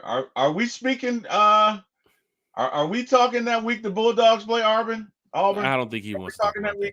Timothy Harris said they need to take down some of those TVs so people can stay in their seats and not walking around, especially during halftime. I will say this. I love for concerts. For concerts, I've been in that stadium where they don't have no TV on. And they force people to pretty much go watch the show. For sporting events, that will kind of take away from the game because there's people that's walking around the hallways. Now, Timothy Harris, big shout to Timothy Harris, diehard Falcon fan. And I know where he's going with this too, to get more fans in their seats, try to draw them, away from being in the hallways and hanging out with their friends. But this is the thing about Atlanta, Tim, and you know this, Tim. Atlanta is just like how we move, how we act, how we trend, how we talk. Like sometimes we just can't sit in our seats, bro. I've been to Cincinnati, Seattle. I've been to places where they're in their seats, bro. The concourse is clear, bro. You want to go get some food or some drinks? Wait until the middle of the first quarter. Well, there's no line. But then again, I've been in Atlanta where it's like, bro, you walk out into it's damn near as crowded as it is in the concourse than it is in the seating bowl. Like it's crowded. That's Atlanta. Atlanta's just Atlanta. Now, I will say, like, I would love for everybody to just be in their seats, but then you're going to get the people that's going to say, well, go win the game. We'll get to our seats, go win the game. My brother said, ain't this a Falcons podcast? You know I love the Falcons, man. Every time I end this Falcons. Amy said we got fake fans. I don't think it's just the fake fans, man. It's just the trend that people don't want to just sit in their seats all day. They know that there's a lounge over there with Lil Greg and Lil B them can't sit in our section, but we can go chill with Lil Greg over there. Yeah. You know what I'm saying? We don't have to go sit in 233. We can go down to 116 at the Jack Daniels bar and watch the game from right there. And fans know that now. And they know it. Party. Fans know. Terry, you seen the club in the patio. Yeah. We're down there. Oh my God! If we take all those fans and shut down the club and you put them in the seats, we packed. Yeah. But I mean, fans decide, nah, I'm finna stand right here behind the bench. Hey, yo, Caden Ellis, you hear me? What's up, bro? That's what they want to do all game because they're behind the bench. It's fun. Okay. Now, let me tell you something. If I took my wife to the game, my wife is not going to sit there and watch the game for it. She's going to want to go check out. She's going to want to go to the restaurants, go here, go there. That's what some people do. You got to think everyone, and I'm not saying fans aren't passionate, but everybody just can't sit there. And that's why you have these amenities, because at the end of the day, you need that revenue, right? Every fan base is different. Yes. I've showed you guys the videos when I was in Cincinnati. That fan base didn't sit down. I told the guy behind me, I said, hey, if I'm standing up too much, let me know. He said, that won't be a problem. By the end of the game, and I showed y'all the clip. Every fan was on their feet every single step of the way. Yep. When I was in Seattle, same thing. They walked in there with New Balances, cargo shorts, and Seattle Seahawks jerseys with a beer can. I ain't seen not one chain. I ain't seen not one phone in their hand. All I saw was fans passionate about to go cheer and scream for the Seattle Seahawks. But in Atlanta, it is a little bit different. We tend to go into the game at the end of the first quarter because the tailgate's popping. It is popping. And don't forget about the future what's going to happen here in Atlanta. You don't see what they're getting ready to do downtown? You lucky to find tailgate space in a couple years. It's popping, man. You finna go to a shopping center or a mall or a store or a restaurant before you go watch the game. And when you come out of the game, it might be open too. Yeah. That tailgate stuff is finna be washed in a minute. You got to enjoy it while you can. But I mean, look, they're tearing up downtown Atlanta. They getting ready. Somebody put a bid in for the backyard. They're like, y'all want to park down here? Nobody want to park down here. Put some stores. Put Gucci and Polo. I hope they do reserve some for tailgating, because they're going to put them at the top of the yellow and the blue lots. That's going to be the last place they work. Anything around the downtown area near that stadium in the next couple of years is finna be nothing but development. You finna see it from that new, look at that new 3M center they're getting ready to build. The new 3M area. That's where you're sitting like your front row at a game. I don't know if you guys saw it in LA. They got it in LA and in Miami, but they're building this fucking Coliseum downtown where it's like your front row at the game, but you're not at the game. And it's like a bar, and they bring drinks to you. And then they have like sections. Like you can buy tickets to sit in a section to act like you're sitting front row at a game. Bro, you should see the size of this building, Terry. That's going to be the new main event. Was like, hey, where you guys going tonight? You guys going to watch the game? Yeah, where's your tickets? Oh, we're sitting in row 13S. What the fuck is that? They're at the 3M next door. Oh, they're talking about building a little mini spear downtown similar to Vegas. They're getting ready to flip the city right in front of you. Yeah, man. They took away the Gulch. Yeah. The Gulch had most of the parking spots. They took it away. You can't tailgate in Red Deck. You can't tailgate in Silver Deck. Yeah, man. That fan atmosphere, when y'all getting downtown and hey, man, we finna go meet a Little Red. He over there on the north side. You better hope Little Red, you got that tailgate spot in 3 years. I guess they're forcing the tailgaters to come inside. They got World Cup coming up. They got NCAA March Madness in 6 years. Yeah. Who knows if they're going to get the draft and the Super Bowl? They're not going to be doing with all this tailgate space. No, man, y'all finna come out here and spend money. So I see where it is, the difference between the fan base. Not to mention, we walking in there with $40 shoes on every game. You know what I'm saying? We just a little bit lit. Our swag is a little bit different in Atlanta. You know what I'm saying? So big shout out to Tim Harris for the comment. I do want to see the fans get to their seats and make noise and be on time. But I know the swag is different here in Atlanta. Right? It's just a little different. Hey, man. Right? Speaking of swag, check these out, dude. Oh, Terry, you killing them right now, ain't you? I'm in love with these shoes, bro. If you wearing that Sunday to the game, you might get into an altercation. Those look like a Saints fan stepped on my shoe, and you can clearly see the gold that will be on the top of that black. Yeah, man, you stepped on my brand new dunks. Bro. Nah, bro. I love these shoes, man. I've Jack, I've worn them for like 4 days in a row. Wait, what's this? Wednesday? Go to shit, man. Can you just stuff the paper back on them and put them back in the box, Terry? Hell Jesus. no. I ain't never taken these bad boys off, man. I'm Oh in love my with gosh. these shoes. Jack, you know how I do. I was in love with the Pandas, but I'm sorry, Pandas. You're gonna have to go to second string. Oh man, breakfast at one time for the fan, 9 a.m. this Friday. We might even have a special guest with us. Manuel McFarland's in the chat. Big shout out to Manuel Damn McFarland. it! He said in Philly it was easy to spot Falcon fans because you guys was in the midst of a sea of green. Yeah. They rep team colors. Now going to Philly. Remember Terry preparing for us to go to Philly? Remember you kept saying, Jack, be careful. Remember people fans in the chat, Jack, make sure you pray before you go in there. Hey man, be careful when your jersey around the city. Hey man, that shit wasn't even like that. Them jokers were telling me about all the restaurants. Hey, make sure you go eat here after the game. Bro, even after the game when we won. Telling you, bro. Again, that would have been different. That would have been different if you are sitting in row 1. Row 1, C8, Jerry. Can I say it? Row 1, C8. Hey man, hey, I'm just that little bit bad. You was with the you were with the wine and cheese crowd, okay? It seemed like that was more of the wine and cheese Philly crowd. Because even after my exit is that way, they were like, hey, good game, buddy. Good game. Good game. Like what? You don't want to fight? You don't want to you were not with the You're not gonna throw a beer at me? You were not with the beer and chicken wing cracker. That'd been a little different, bro. I'm just saying. That would have been an authentic Philly experience. I'll leave it right there, buddy. Tim Harris. Seems like we only get loud on third down. We need to be loud on first and second down also. Eric Parker, he can tell y'all, Eric Parker was getting loud. This is, I think, last season or the season before last. He was getting loud, first down, second down, third down. He's doing his job as a fan. And a Falcon fan told Eric Parker, can you please sit down? Incredible, man. Incredible. Can you please sit down? A Falcon fan told Eric Parker, can you please sit down? Because I guess I can't remember what the situation was. I don't think she wanted to hear all that noise or whatever it is. Eric can explain it very well. Matter of fact, we'll get Eric. Let's schedule Eric Parker to be a special guest here on One Time for the Fan. Vincent Coker said, yeah, they have one in Texas. He's talking about that 3M building that they're getting ready to build downtown. It's just going to be crazy, man. So there's going to be a lot of people there for sporting events. I don't know if it holds like 5,000 or 10,000 people, but it's going to be big enough to hold a good amount of folks. And it gives you like that direct, like face-to-face in-game live type of play. Like you're sitting on the field. And of course, I'm excited.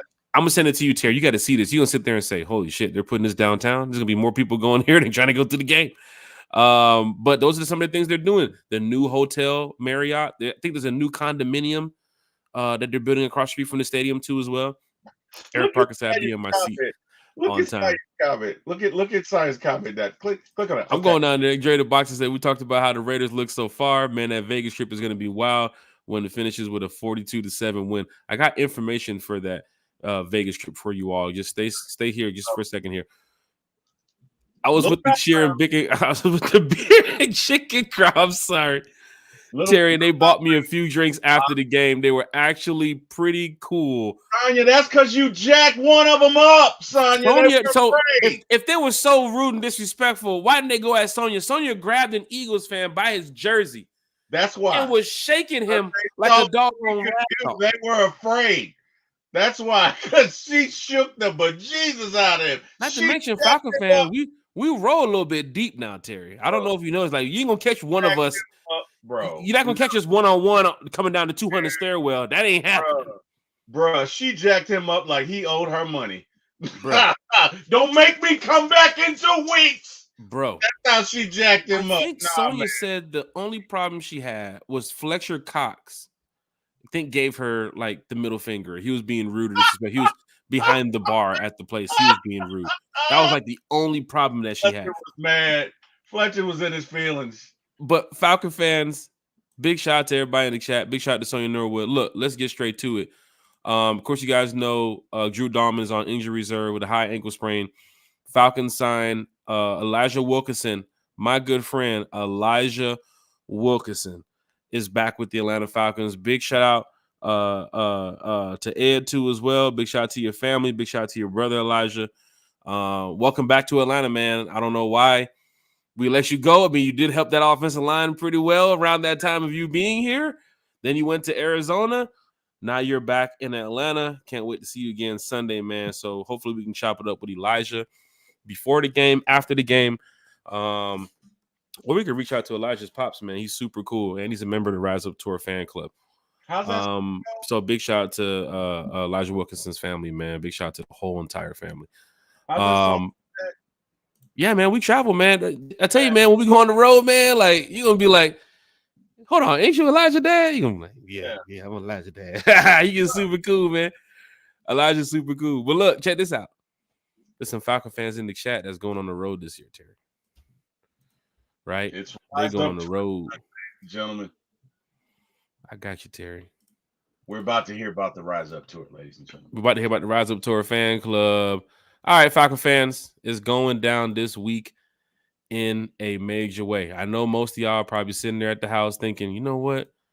I want to go to the Georgia-Bama game. But the car rentals are too expensive.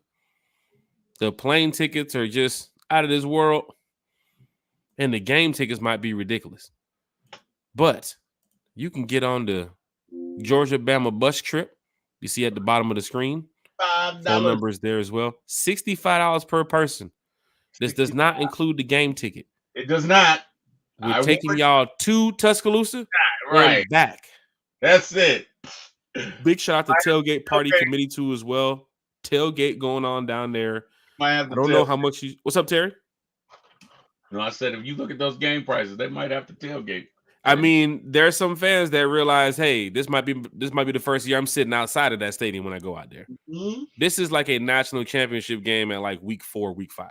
Absolutely. So the ticket prices are ridiculous. You might get some when the prices drop going into the end of the first quarter. I think box office closed at like halftime. Tailgate Party Committee does have a tailgate going on down there. Don't know the price for it, but I'm sure you will find out the price before you get on that bus. But there's also other things going on down there in Tuscaloosa. You're talking about one of the biggest games in the South this weekend. So you're talking about thousands upon thousands upon thousands of alumni and fans who are there for a national championship game set at like week 4. So this is great. Falcon fans, if you want to be a part of the bus trip, $65 per person.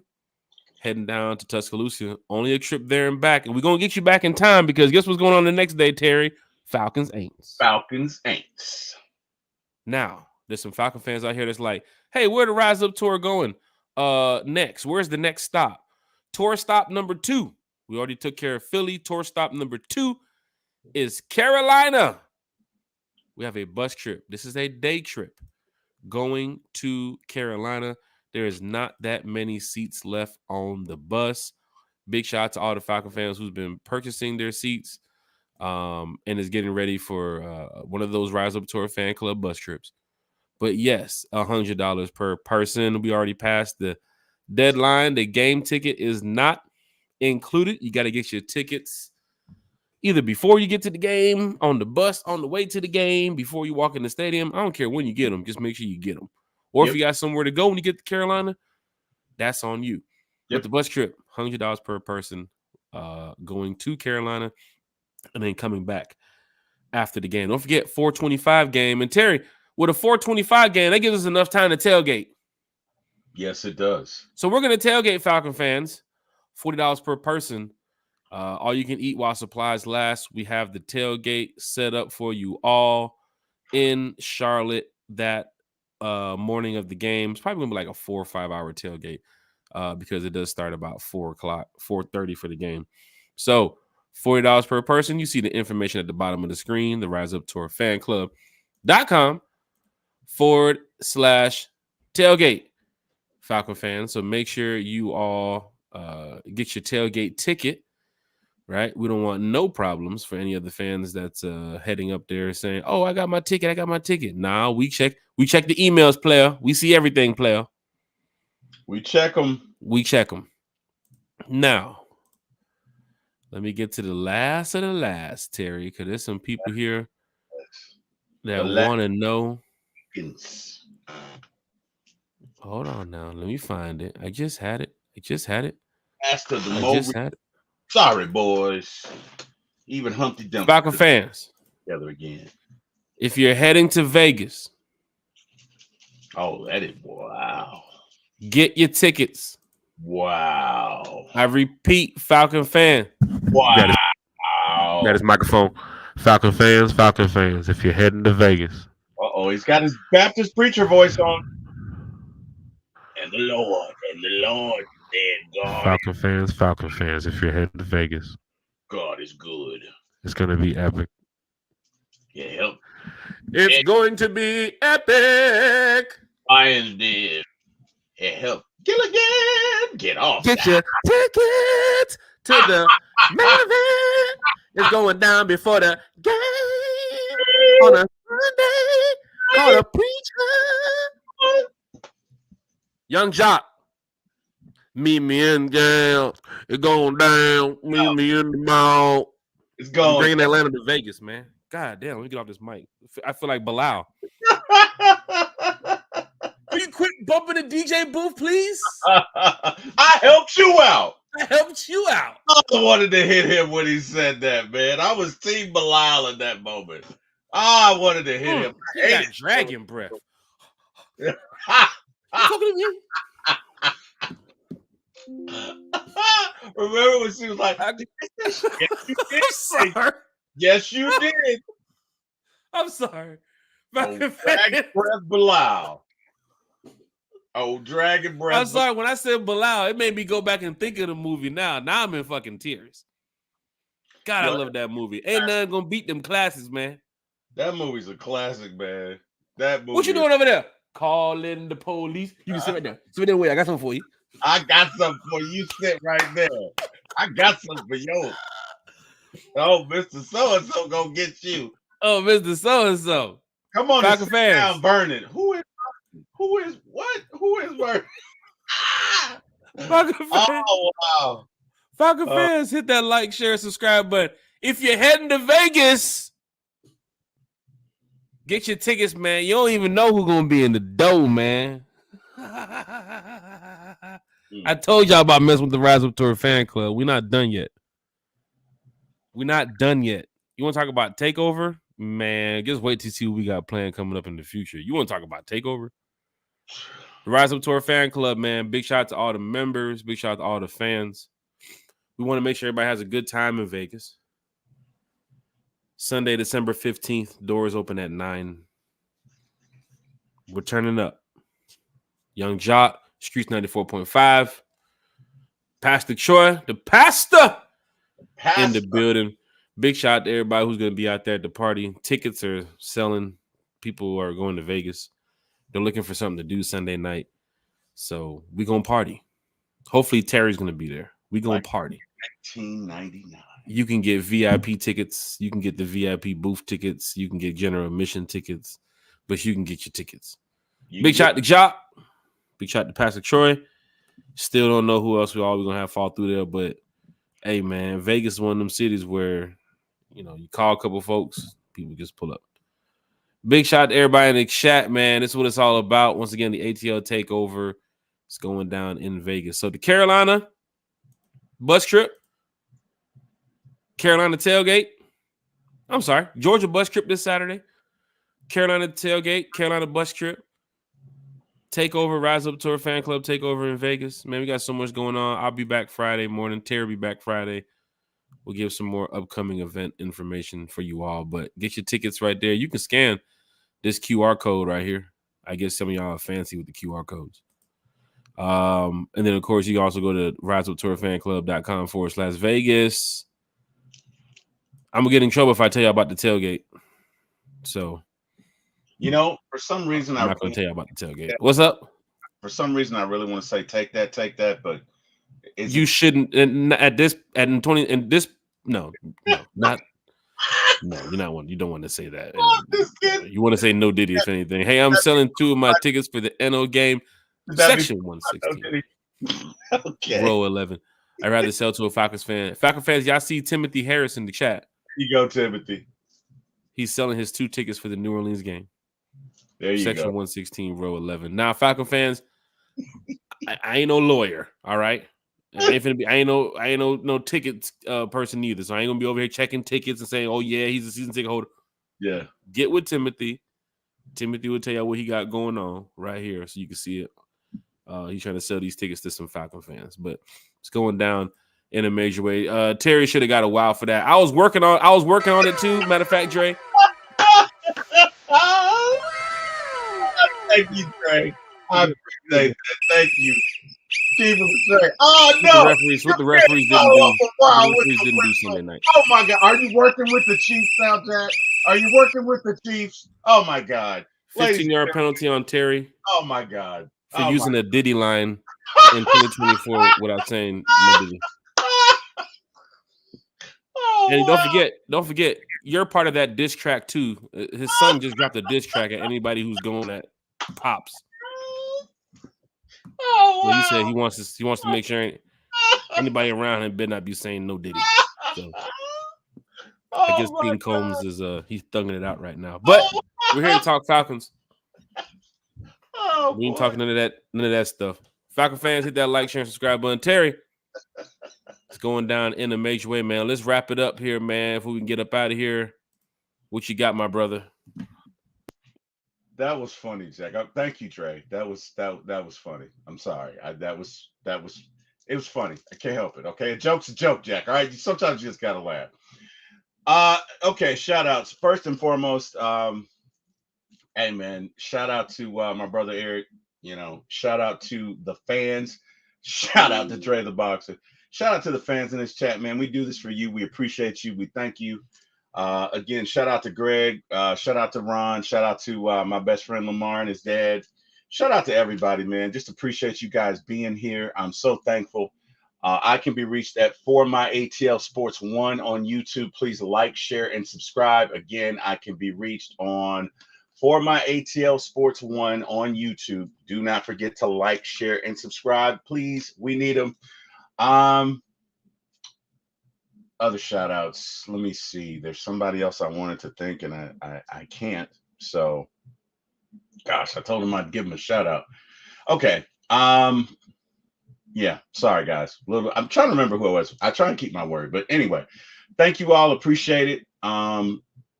Look, those of you who going to the Saints game, man, let's represent. Let's make sure we make a whole lot of noise and keep it going. Golly, something I wanted to say, Jack, and I can't remember what it was. So I guess I'll just have to wait till next time. Oh, yeah. For My ATL Sports 1, we have a show what's today? Wednesday. We have a show Friday night, 7:30. Probably getting to the Falcons. Going to be a preview of Falcons Saints. We also have a show Sunday afternoon. Going to be talking Braves whenever the Bulldogs game is not on, because that's a big one. What time is that Bulldogs game? Is that 7 o'clock? I believe that's 7 o'clock, yeah. All right, so the Braves podcast will probably be anytime between 1 p.m. and 4 p.m. Please check us out. And yeah, man, last but not least, I want to thank God. Appreciate him. Would not be here without him. Thank him through the good and the bad. Shout out to my sister-in-law for bringing these clutch. This taco salad, man. My sister-in-law does not miss. Okay. These Harper women, that's my wife's maiden name. They don't miss, man. They just don't. So shout out to Daisha. Shout out to Claire. And yeah, man, shout out to Mr. Jack Spade. Wouldn't be here without you, buddy. And as long as you keep inviting me, I'll keep coming back, man. Let's be here Friday morning. Let's be ready. Let's go. Let's make a prediction and let's kick the you-know-what out of those Saints, Jack. Without further ado, man, it's on you. Go right ahead. Hey, Falcon fans, hit that like, share, and subscribe button. Tag your Falcons friends. Tell your Falcons family when we go live. Thank you all for being a part of this podcast here tonight. It's always great to crank up the show and talk Falcons with every fan that watches or listens, people that show up on Apple Podcasts. And a big shout out to folks that's on Apple Podcasts and Spotify. I can see from the numbers that people are even listening even more now. Are we growing on Spotify? That's awesome. I mean, we're growing on all levels, I'm saying, all platforms, but I just want to give a shout out to some of the fans that listen to Apple Podcasts and Spotify and Amazon, because a lot of them maybe don't come over to YouTube. You never know. People could be listening, on the way to work or at the gym or wherever. But you start to see some of the numbers and the plays go up more, and it's really showing that people really enjoy One Time for the Fans. So shout out to you all. Shout out to everybody in the chat. Shout out to my family, my friends too as well. Big shout out to Bodie. Big shout out to Carrie. Big shout out to Hey, man. what up, Gary? This is great. This time of the year, we'll be work hard as hell and save our money because we know Christmas is around the corner and we're going to spend it all. But this is great that we can have a great fellowship and talk Falcons football, and everybody's being respectful here in the chat. And we're going to continue this Friday morning at 9 a.m. So come on back here, Falcon fans. Let's do what we did today. Stay positive about this team. Just know that this team's going to be moving in the right direction really soon. And, we're never going to give up on these birds. It's all about that red and black.